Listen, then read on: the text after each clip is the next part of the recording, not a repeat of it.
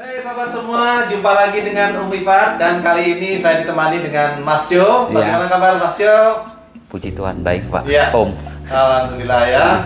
Oke.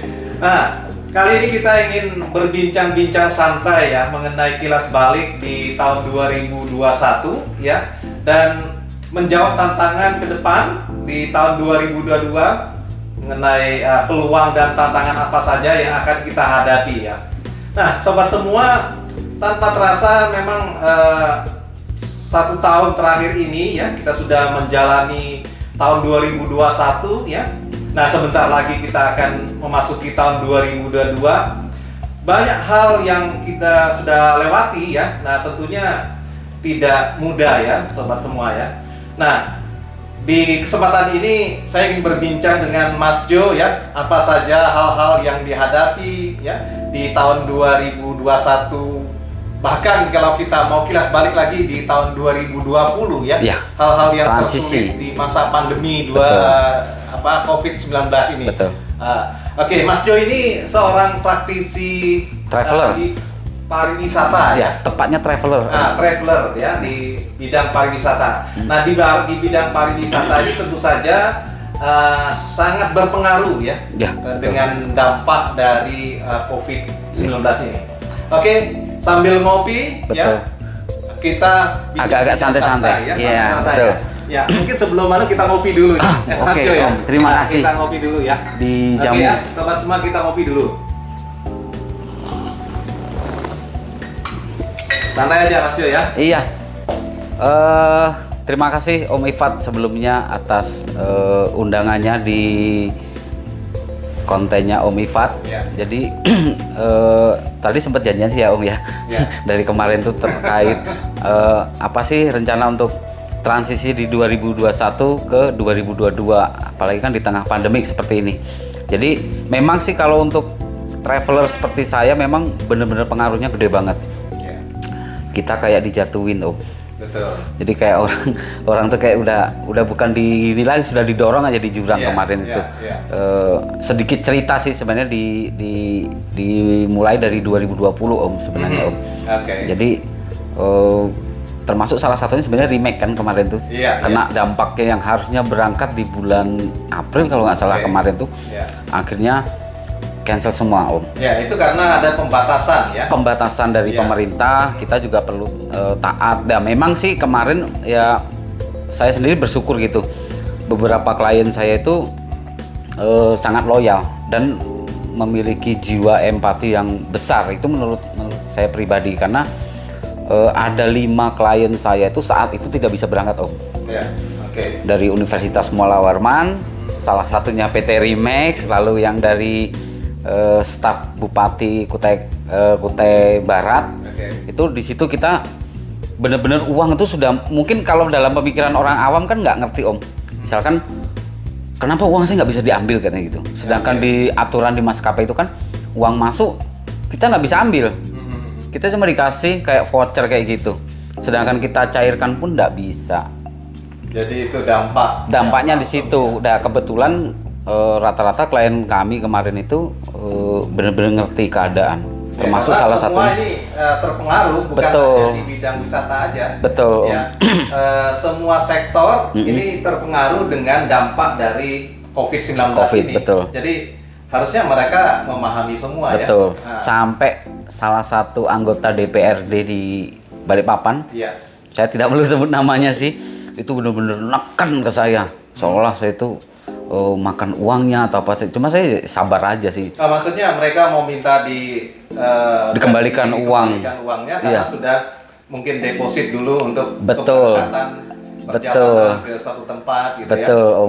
Sedangkan aturan di maskapai itu kan kalau misalkan kita mau blok kayak gitu kan enggak cuma sekedar bisa melalui mulut Om. Harus ada dana yang masuk di situ, dan kita sudah masukkan semua, ada ratusan juta kemarin itu. Tertahan di situ. Tapi untungnya kebetulan kan travel kita ini kan agen resminya maskapai Om. Jadi saya tadi juga lupa ngenalin Om. Travel saya Java Anugrah Tour.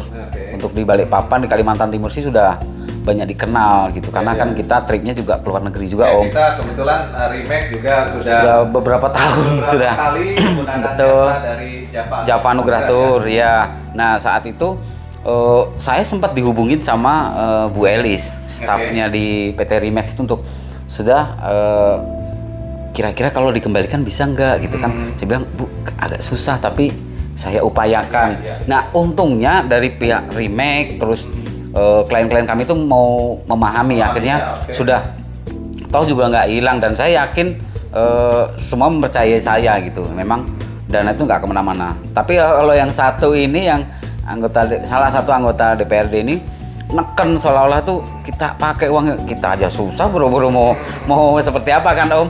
Tapi ya itu nguji sih sebenarnya, nguji kesabaran kita kan.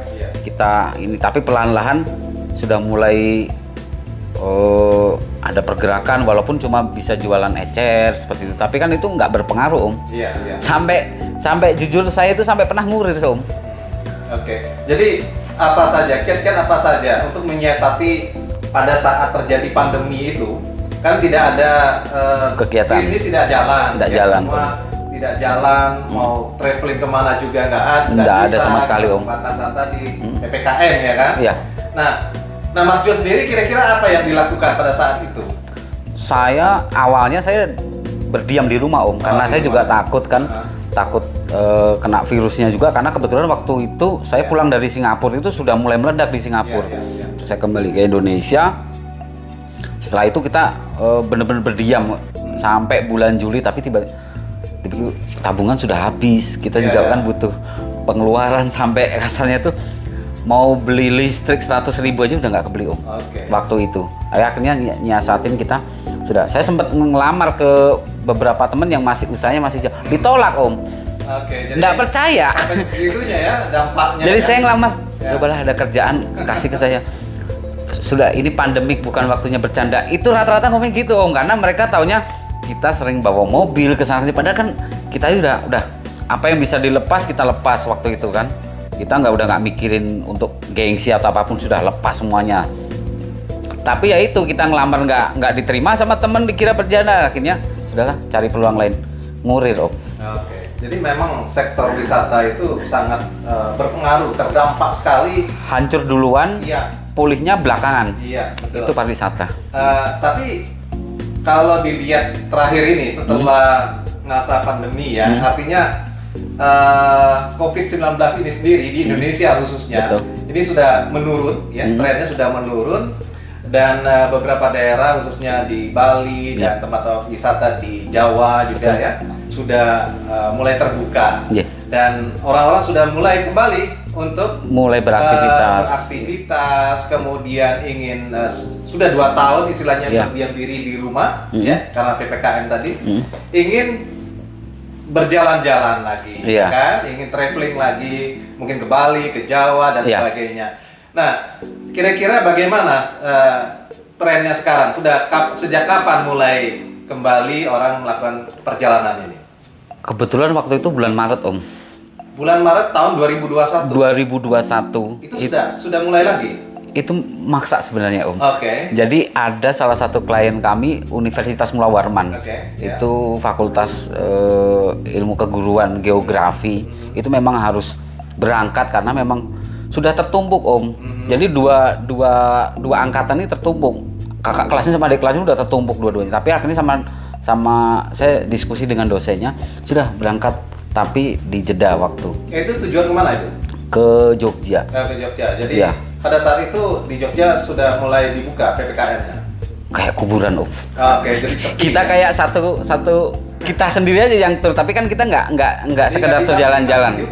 Nggak juga sih Om, karena memang kita dari Jogja itu kita ke Kebumen untuk mempelajari ilmu batu-batuan kan di situ. Memang fungsinya juga ya, apa istilahnya? Memang studi sih Om, awalnya memang itu studi bukan jalan-jalannya sih. Tapi waktu itu bener-bener saking imbasnya itu Om, kita datang tuh yang hotel bintang 4 biasanya di kawasan Malioboro atau yang hotel bintang 2 di kawasan Malioboro yang biasanya 1,5 juta, 2 juta, 300.000 Om. Karena tidak ada pengunjung ya, tidak ada yang datang untuk Sempet ngobrol sama teman-teman juga. ya. Mereka pun juga bilang kita nyari klien udah kayak nyari emas. Oke. Dan gimana mengenai fasilitas yang ditawarkan? Sama sih Om. Sama ya. Sama, cuma harganya aja, rate-nya yang diturunkan bener-bener hancur. Lalu bulan Maret kita bulan April kita juga jalan juga sama seperti itu kan. Setelah itu langsung masuk varian Delta waktu itu. Loss lagi, Remake yang awalnya mau berangkat kan waktu itu kan. Loss lagi, akhirnya sudah tahan dulu, semua tahan dulu. Ya sudah, akhirnya kita tahan. Puji Tuhan bulan November kemarin kita berangkat bawa dari PLN. Itu dari PLN itu berangkat 2 grup, satu ke Bandung, satu ke Bali. Itu pun juga saya bersyukur Om, karena gini, di saat pandemik itu banyak teman-teman sesama pelaku pariwisata tuh benar-benar hancur, sampai ada yang dirawat di rumah sakit jiwa di Samarinda karena memang ngedrop banget kan. Mungkin biasa berlimpah uang, mungkin kayak diambil sekaligus kan, akhirnya jatuh kan kayak gitu kan. Dan beberapa juga banyak travel besar itu tutup sampai sekarang. Sampai segitu ya. Puji Tuhan di Java Nugra masih tetap jalan. Dan terakhir yang setahu saya di bulan Desember. Desember ya. Desember kemarin baru pulang dari Jogja Om. Ya. Itu dibawa Bapak Ibu guru. Artinya kebetulan mulai berangkat. Positif, ya? Betul, walaupun memang belum seperti dulu sih Om. Dulu kan kebetulan kan travel kita kan juga banyak dipercaya klien gitu kan. Misalkan kayak Desember tuh biasanya bisa 5 sampai 6 klien itu berangkat barengan gitu kan. Mungkin Desember ini hanya 1, tapi itu pun sudah puji Tuhan banget gitu, sudah bersyukur gitu kan. Di saat orang lain pun belum bisa jalan seperti itu. Oke, baik Mas Jo. Jadi memang kalau kita kilas balik lagi ya. Jadi refleks ke tahun 2020, 2021 itu sangat sulit sekali ya. Semua sektor ya, yang sangat terdampak sekali, yang berimbas sekali itu memang sektor pariwisata. Sebenarnya tidak hanya di sektor wisata saja ya, sektor yang lain pun itu sangat terdampak ya. Nah, sekarang gini Om, mohon maaf saya potong. Kan Remake sendiri kan juga sebenarnya kan juga terdampak kan. Otomatis. Nah, menurut saya sih sempat kaget juga sih Om Iva tiba-tiba bikin YouTube kan, jadi YouTuber kan. Nah, itu apakah itu juga salah satu cara menyiasati juga Om? Atau jadi, memang pengaruhnya besar gitu? Jadi betul ya Mas Jo ya. Saya selain berkantor, kita tetap istilahnya melakukan aktivitas di kantor. Walaupun WFH ya. Tetapi dengan adanya PPKM, jadi otomatis hampir semua kantor lah, ya, baik di Balikpapan maupun di Jakarta dan di semuanya di Indonesia, saya pikir itu mereka menerapkan WFH ya. Jadi ada WFH secara keseluruhan, ada yang secara bergilir dengan karyawan lainnya. Nah, kebetulan kita pun menerapkan WFH tadi. Betul. Ya. Nah, di rumah istilahnya kalau kita hanya berdiam diri di rumah ya, walaupun tetap bekerja di rumah ya, tapi banyak waktu luang di rumah. Kalau tidak kita isi dengan hal-hal yang positif ya, tentu saja akan sangat membosankan ya. Nah, kita perlu mensiasati ya kiat-kiat untuk bagaimana agar kita tidak merasa bosan di rumah ya, karena nggak bisa kemana-mana ya. Terus terang aja kita waktu itu tidak bisa kemana-mana. Nah, salah satu hal yang saya lakukan aktivitas di rumah itu adalah salah satu untuk membuat channel Dapur Iva. Nah, itu ya kebetulan karena saya hobi memasak. Betul. Saya buatlah ya istilahnya membuat men-share ya, istilahnya berbagi tips cara memasak yang dilakukan. Saya bukan terus terang ya, saya bukan ahli memasak, tapi karena hobi aja ya. Jadi hobi, kita berbagi resep ya. Nah, karena saya sendiri dari Bangka, saya berbagi resep masakan-masakan dari Bangka. Jadi tapi itu Om, ini nggak Om? Kalau kan kemarin tuh kan untuk yang di kantoran ya, utamanya di kantoran kayak gitu kan kerja masih lancar walaupun WFH mungkin seperti itu. Kalau pendapatan berkurang nggak Om? Oh iya, jelas ya. Dari target ya ini kalau mau dibilang ya, kita ini kan bergerak di sektor pertambangan ya. Betul. Kita mensupport industri pertambangan Iya. ya. Nah, di industri pertambangan sendiri Iya. itu mereka menurunkan Iya. untuk produksinya Iya. dan pembatasan untuk keluar masuk orang Iya. ya. Sehingga tim sales kita ya, orang-orang kita tidak bisa berkunjung ke Perusahaan-perusahaan pertambangan, Iya. perusahaan pertambangan di lokasi ya. Iya. Dan kita hanya melakukan lewat online meeting ya, itu yang kita lakukan. Nah, tentu saja dari target yang sudah kita tetapkan, terutama di tahun 2020 ya. 2020 yang paling dibandingkan pas dengan- parah-parahnya ya, itu. para awal-awal munculnya COVID ya, pandemi COVID-19 ya. tadi. Ya. Nah, dibandingkan dengan tahun 2019, ya drop, penjualan drop. Tetapi kita merasa bersyukur sekali, Iya. dropnya tidak terlalu signifikan, ya, tidak terlalu inilah, yang akan berdampak kepada misalkan pemutusan hubungan kerja dan sebagainya. Dan itu tidak kita lakukan. Nah, itu sih. Ya, nah itu bersyukur. Salah satu kuncinya juga sih Om. Ya. Menurut saya itu. Oke, jadi kembali lagi kalau kita lihat Ya.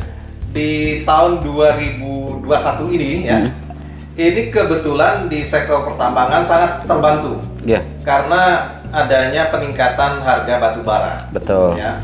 Dan terus terang harga batu bara itu sendiri ya, itu peningkatannya luar biasa. Ya. Ya. Yang tadinya di sekitar pertengahan tahun 2020 itu hanya kisarannya di sekitar 50 US dollar Ya. per metric ton ya. Dan di tahun 2021 ya itu naik dan sekitar bulan Juli Agustus malah sampai ke 250 US dollar per metric ton. Ya, boleh dikatakan sekitar 5 kali lipatnya. Nah, dan sekarang ini ada penurunan sedikit tapi tidak terlalu signifikan. Yeah. Berkisar sekarang di angka 150 US dollar per metric ton. Nah, itu kita sangat terbantu ya dengan peningkatan harga batu bara. Otomatis klien kita ya, customer kita juga meningkatkan produksinya. Iya. Ya, otomatis mereka membutuhkan spare part, peralatan dan sebagainya untuk mendukung operasional mereka. Iya. Dan kita terbantu ke situ, Iya. ya, kita terbantu ke situ sehingga tadinya proyeksi kita di tahun 2021 ini ya peningkatan sekitar 20%, 20 sampai 30% itu tercapai ya dibandingkan dengan tahun 2020. Ya. Ini sangat bagus sekali Mas Jo. Nah itu kalau saya sih sebenarnya blank sih Om masalah perusahaan-perusahaan tambang kayak gitu. Hanya sedikit dari apa namanya berita-berita aja sih, memang mengikuti Tapi saya. Kan Mas Jo banyak juga mensupport orang-orang tambang, orang-orang yang menggunakan jasa Mas Jo. Pertamina, kan? Itu, Pertamina ya, salah satunya sekolah Pertamina Iya, Patra Dharma iya, itu iya, Om. iya. Jadi gini Om, kalau menurut saya pandangan Om Ifat gitu, kalau kedepannya di 2022 seperti apa Om? Memandangnya seperti apa sih gitu? Memang kalau kita lihat ya, kita harus berpikir itu secara positif ya, untuk melihat ke depan itu seperti apa. Nah, segala sesuatu itu kan tergantung dari faktor-faktor di luar kendali kita, ya. Seperti halnya di luar kendali kita ini salah satunya pandemi COVID-19 ini. Ya, tanpa diduga lah itu. Ya, tanpa kita duga. Tanpa diduga. Jika faktor luar, faktor yang kita tidak duga ini seperti COVID-19 atau yang varian Omicron ini tidak menyebar luas di negara kita, Indonesia, otomatis saya pikir pertumbuhan ekonomi kita akan bagus sebenarnya Om. Ya. Bagus. Sektor wisata akan Betul. meningkat kembali. Tahu nggak pertumbuhan sektor wisata ini sangat tinggi. Betul Om, karena waktu itu sebenarnya sudah optimis sih Om, karena pandemik aja sih hancurnya di situ. Apa kayak dibalik sekaligus seperti itu. Padahal waktu itu langkah-langkah pemerintah itu bagus banget menurut saya gitu. Dan sekarang pun setelah saya mengalami di ujung tahun 2021 ini juga saya melihat ke depan tuh optimis aja sih sekarang. Nah, sektor wisata, Mas Jo, itu menyumbang 4% lebih devisa ya dari negara. Produk domestik bruto Indonesia. Iya, betul. Jadi cukup besar ya, Iya. 4% lebih itu dari sektor wisata ya. Betul. Dan kemarin ini sih Om, memang sih kebijakan dari Menpar sekarang memang belum terlalu signifikan, Iya, tapi dari pergerakan pelaku pariwisata sendiri itu sebenarnya sudah sangat bagus. Sebenarnya sih ini mungkin kalau orang yang nggak ngeh sih dari tadi obrolan sih kadang bingung ya Om ya. Iya. Sektor pertambangan dan pariwisata apa hubungannya? Padahal ya saling berkaitan sebenarnya karena kan Nah kebetulan saya sendiri bergerak di sektor pertambangan. Pertambangan. Nah, saya sendiri seorang traveler. Sebenarnya juga ada sih Om, tapi jujur Om selama pandemik justru banyak mengajarkan pembelajaran hidup sih kalau bagi saya sih tentang kesabaran, tentang ketangguhan dan tentang empati sih. Oke. Itu yang saya alami. Itu hikmah yang saya ambil dari pandemi kemarin dan harus lebih bisa memanage di keluarga saya sendiri, maksudnya di saya sendiri gitu untuk memanage pengeluaran. Dan kalau kemarin kan enggak Om, kadang merasa masih banyak jor-jor aja, tapi setelah itu kayak dibanting. Tapi pernah sih sempet sampai shock kayak gitu kan, sempet shock. Tapi waktu saya melihat tetangga saya banyak yang disita rumahnya kan, ternyata saya lebih beruntung kayak gitu aja sih. Tapi setelah itu ya sekarang sudah mulai berjalan walaupun belum pulih full 100%. Ya saya sendiri sih juga optimis. Pertama itu, kedua juga saya sebenarnya mau ngucapin terima kasih juga sih Om untuk PT Remax yang bagi saya pertama salah satu klien loyal kami. Terus di awal pandemik juga mau memahami benar-benar kesulitan kami gitu kan, dan ternyata masih dipercaya sampai saat ini. Dan nanti kebetulan Februari Om ya kita jalan lagi. Nanti mungkin bisa ngevlog lagi Om. Jadi sobat semua ya, seperti yang Mas Jo bilang tadi, di setiap kesulitan ya pasti ada hikmahnya. Nah disitulah ada peluang-peluang, walaupun ada banyak tantangan, tapi kita bisa paling tidak menyikapinya seperti apa ya untuk mencari jalan keluar yang terbaik. Asal jangan banyak mengeluh itu ya Om. Jangan banyak mengeluh. Nggak akan ada ujungnya. Itu bukan penyelesaian. Bukan solusi yang baik. Iya. Tapi yang harus kita lakukan adalah menyiasatinya. Betul. Ya. Satu pemikiran Om ya, kayak Om Ifat bikin konten masak. Saya yang awalnya sebenarnya konten saya yang Java Anugratur itu Om, sebenarnya udah lama Om dibuat. Dulu dicuekin aja. Jadi biarkan gitu aja, paling upload 1-2 kali seperti itu. Tapi begitu pandemik, oh ya ada bagusnya juga sih.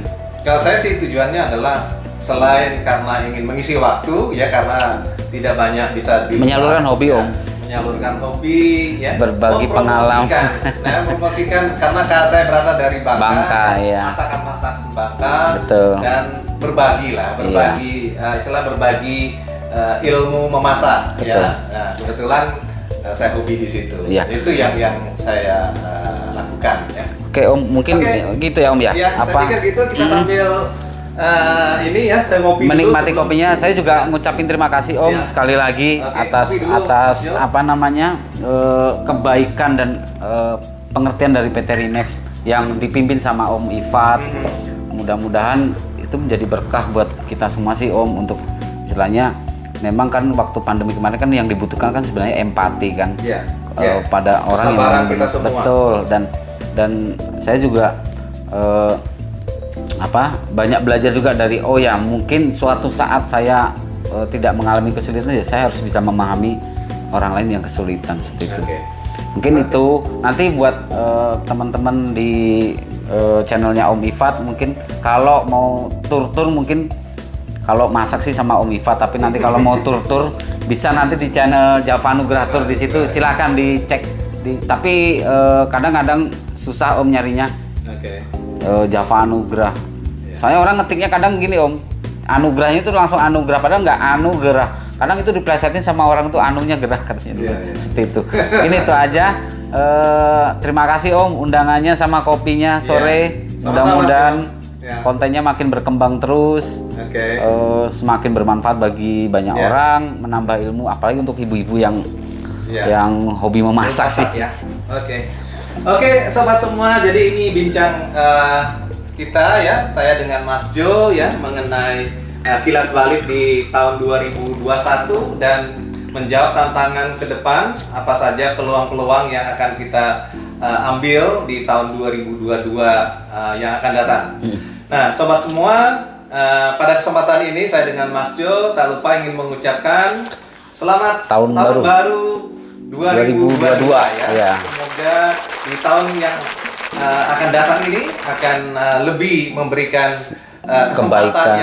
yang lebih baik lagi. Ya, untuk kesehatan kita yang semua. baik juga. Sehat-sehat. Ya. Nah, di situ kita bisa mulai beraktivitas dengan biasa Normal ya. lagi, Dan kehidupannya lebih kembali meningkat normal. lagi, ya. Ya. Kehidupan lebih normal lagi ya. Yakin aja pasti semuanya akan lebih baik Om. Oke. Karena pemerintah juga sudah banyak berbuat juga. Ya, Nggak perlu juga kita banyak menyalahkan pemerintah atau apalah gitu. Ya. Kan semua nggak ada yang mau seperti ini gitu. Ya. Itu aja sih. Oke, sahabat semua, itu aja obrolan santai saya dengan Mas Jo. Terima kasih. Selamat sore.